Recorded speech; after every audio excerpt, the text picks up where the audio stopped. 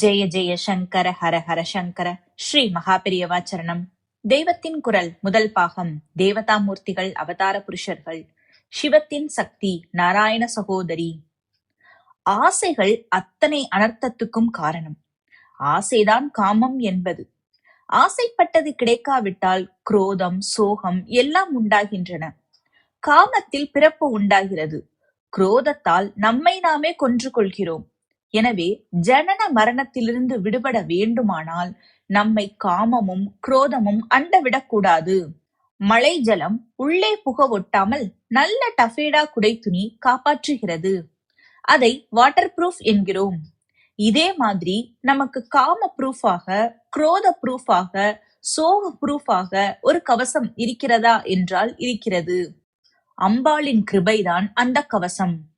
நமக்கு ரொம்ப பணம் இருக்கலாம், செல்வாக்கு இருக்கலாம், பவிஷு கியாதி இருக்கலாம், அழகு ஆரோக்கியங்கள் இருக்கலாம்.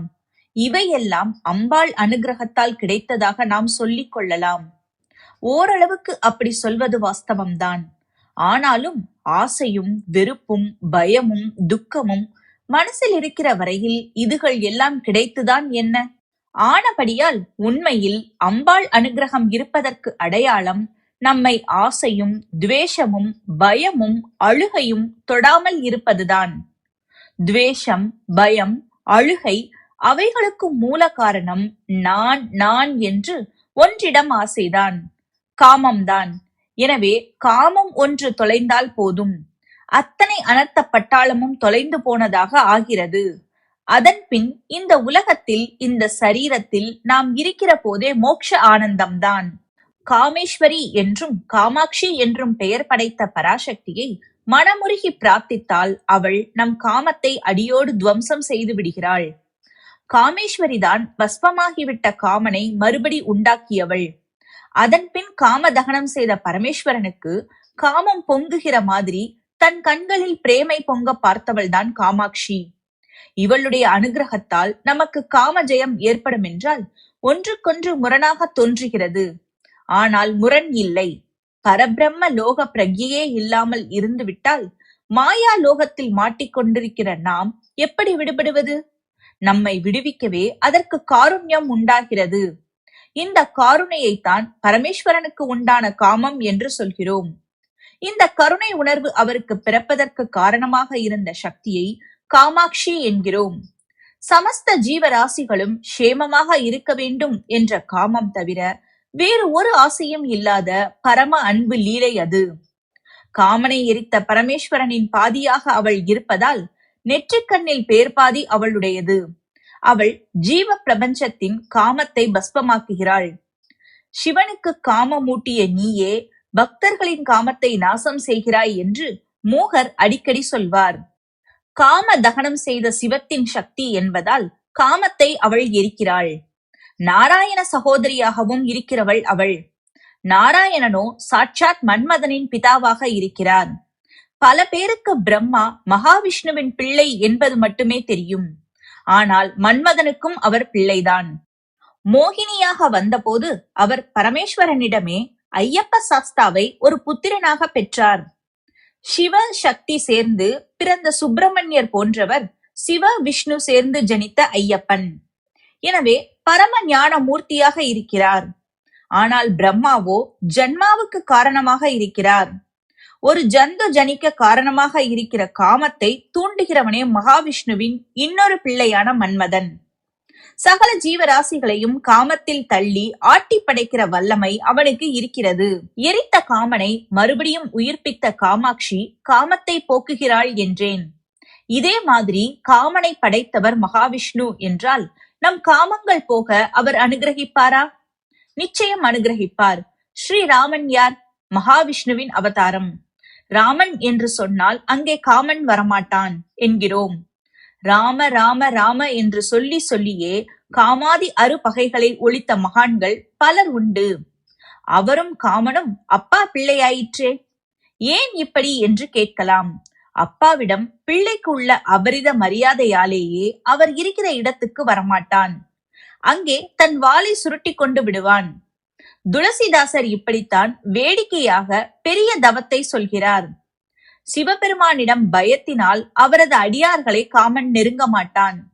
மகாவிஷ்ணுவிடம் மரியாதையினாலேயே அவரது பக்தர்களிடம் தன் கைவரிசையை காட்ட மாட்டான்.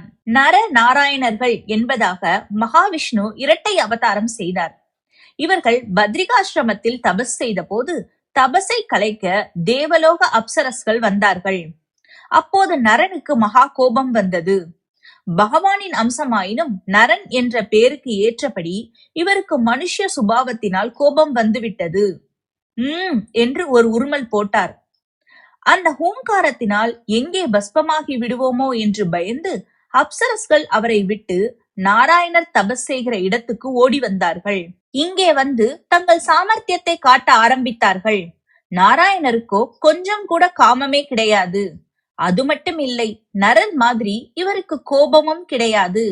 எனவே சிரித்துக் கொண்டு விளையாட்டாக தமது தொடையை தட்டினார். நாராயணனின் தொடையிலிருந்தே ஊர்வசி, அதாவது ஊரு என்றால் தொடை, தோன்றினாள். அவளுடைய ஒப்பில்லாத ரூப லாவண்யத்தை கண்டு தேவலோக நாட்டிய ஸ்திரீகள் வெட்கி இவரிடம் நம் சக்தி பலிக்கவே பலிக்காது என்று உணர்ந்தார்கள். அப்சரர்களும் வெட்கும்படியான அத்தனை பெண்ணழகை தமக்குள் வைத்துக் கொண்டே அவர் பரம பரிசுத்தமான தபஸ்வியாக இருந்திருக்கிறார். அவரையே ஆதாரமாக கொண்டு இவரிடமிருந்தே பிறக்கிற அழகு தன் கைவரிசையை அவரிடமே காட்ட முடியுமா? இதுதான் தாத்பரியம். அதே மாதிரி பிரம்மாவும் மன்மதனும் விஷ்ணுவிடமிருந்து வந்ததாலேயே அவர் ஜென்மத்தை காமத்தை போக்குகிற சக்தி படைத்தவராக இருக்கிறார். நாராயண சகோதரியான அம்பாள் சிவனின் சக்தியாக காமனை பொசுக்கினாள். அவளே எரிந்து போன காமனுக்கு புனர்ஜென்மா கொடுத்து அவனை படைத்தாள். அவனை ஆக்க அழிக்க இரண்டுக்கும் அவள் சக்தி பெற்றவள் என்பதிலிருந்து அவன் அவள் ஆக்கத்தில் இருக்கிறவன்தான் என்றாயிற்று. எனவே அவனுடைய அடியார்களை அண்டமாட்டான். இதனால்தான் காமாட்சியை உபாசிப்பவர்கள் காமஜெயம் செய்கிறார்கள். நாம் ஏதாவது கெடுதல் வந்தால் சிவசிவா என்கிறோம். கேட்க கூடாததை கேட்டால் சிவசிவா என்று காதை பொத்திக் கொள்கிறோம். மூகரோ ரொம்பவும் நல்லதாக இருக்கிற ஓர் அதிசயத்தை பார்த்து ஆஹா ஆஹா என்று சொல்வதற்கு பதில் சிவசிவ என்கிறார். சிவசிவ பசயந்தி சமம் ஸ்ரீ காமாட்சி கடாட்சிதா புருஷா. ஸ்ரீ காமாட்சி அம்பாளின் கடாட்சத்தை பெற்றவர்கள் விஷயத்தில் எத்தனை அதிசயங்கள் நடந்து விடுகின்றன. சிவ சிவ என்கிறார். என்ன அதிசயம் என்றால், நமக்கு எல்லாம் வேறு வேறாக தெரிகிற போது அவர்களுக்கெல்லாம் சமமாக தெரிகிறதே என்று வியக்கிறார். சமத்துவம் சமத்துவம் என்று இந்த காலத்தில் வாய்ப்பேச்சில் நிறைய சொல்கிறோம். ஆனால் ஞானம் இல்லாமல் வெறும் பாலிடிக்ஸாக சொல்கிறோம். காரியத்தில் இது முக்கால்வாசி பொய்யாகவே இருக்கிறது.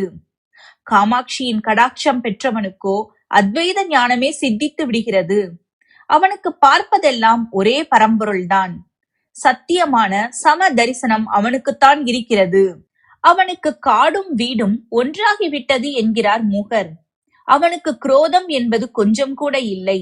எனவே மித்திரனும் சத்ருவும் சமமாகி விட்டார்களாம். காமமும் அவனை விட்டு அடியோடு அகன்று விட்டது.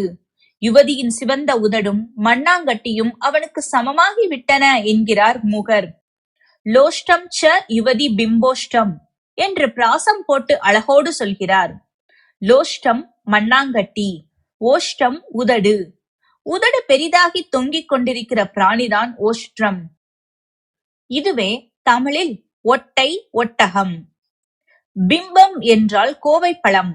பிம்போஷ்டம் கோவைப்பழம் மாதிரி சிவந்த உதடு. கீதையில் பகவான் யோகி சமலோஷ்டாச்ம காஞ்சன என்று சொன்னதை நினைப்பூட்டுகிற மாதிரியே மூகரும் சொல்கிறார். பொன்னாசியை வைத்து பொன்னும் மண்ணும் யோகிக்கு சமம் என்றான் பகவான். மூகர் பெண்ணாசியை வைத்து பேசுகிறார். எத்தனை காமம், குரோதம், சோகம், பயம் இவற்றை உண்டு பண்ணுகிற வஸ்துவும் அம்பாளை உபாசிக்கிறவனை கொஞ்சம் கூட அசைக்காது. காம குரோதாதிகள் இல்லாமல் எப்போது பார்த்தாலும் அவளையே தியானித்துக் கொண்டிருந்தால் அதுவேதான் மோட்சம். அவள் வேறு நாம் வேறு என்கிற பாவனையும் போய் அவளே நாமாக முடிகிற அந்த நிலையே மோட்சம். ஆரம்ப நிலையில் அவள் வேறு என்றே பாவிக்கலாம். அப்போது அவளுடைய சரணார விந்தங்களையே கெட்டியாக பிடித்து கொண்டு அவளை பிரார்த்தித்தபடி இருக்க வேண்டும். கொஞ்சம் கொஞ்சமாக நம்மை அவளிலேயே கரைக்க வேண்டும். நாம் கொஞ்சம் பிரயாசைப்பட்டாலும் போதும், அவளே நம்மை கொஞ்சம் கொஞ்சமாக உயர்த்தி ரட்சிப்பாள். நமக்கும் அவளுக்கும் இருக்கிற வேறுபாட்டையும் தகர்த்து தானாகவே ஆக்கிக் கொள்வாள்.